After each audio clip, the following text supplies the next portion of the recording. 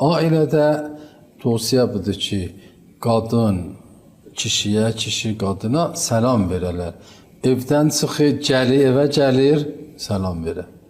Bizlərdən çox görüyoruz, mütəəddid görüyoruz. O qapını döyür, girir içəriyə, döymür, bəzən kilidi var, açarı var. Açır, girir içəriyə, səssiz, sələmsiz. Geçir gedək, məsələn, oturuyor orada, indi qadın ona çay gətirə, məsələn, çörək gətirə.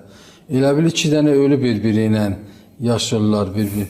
Salam verir, tövsiyə salam verə, tövsiyə də edirlər ki, uca səslə salam verə.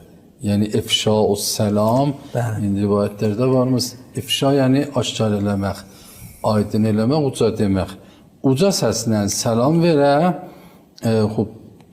ağa gəlir içəri, kişi gəlir içəri, qadına salam verə, qadın o gəlir içəri, ona salam verə, bir-birini salamlayarlar. İstəyir gedi evdən, məsələn, yenə əleykumussalam, yəni xudafizi eləyə, Allah'a tapşırdım. O da ərz olsun ki, cavabını verə.